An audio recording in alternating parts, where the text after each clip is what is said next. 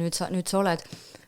Sisendustes ei tööta, afirmatsioonides ei tööta, universum ei mõista, ehk siis tegelikult sa kogu aeg ütlesid endale, ma olen müügiinimene. Ehk siis tegelikult see sõna müügiinimene, tõng on see, mis su ajus käis.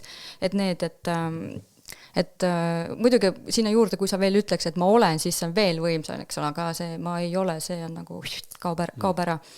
Et võib-olla see on hea näide ka, et laste puhul ka, et kui sa ütled ei, et ära seda tee, siis teatud vanuseni need lapsed nagu justkui nagu seda ei kuule. Nad lihtsalt reaalselt ei kuulegi, see ongi lihtsalt, seda võimekust ei ole, see polegi mõeldud niimoodi.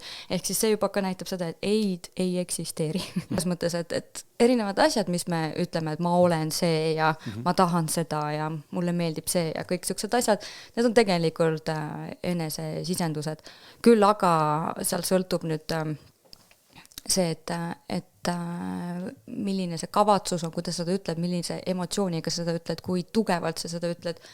Selles mõttes ma ei mõtle nüüd valjust, vaid see, et su kuidas kehaliselt kaasa reageerid. Ja muidugi see sagedus ka, et kui sageli sa neid asju nagu ütled, et mida rohkem sa ütled, seda nagu intensiivsemaks see läheb.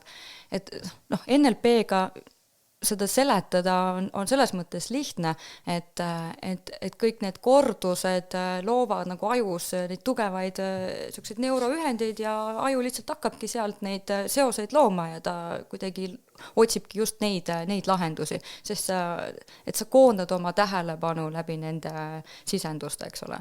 Aga mina ise usun natuke seda vaimset poolt ka, et see on puhtalt see energia, et sa lood nende sõnadega endal selle välja enda ümber ja sellega ka sa tõmbad seda kõike ligi.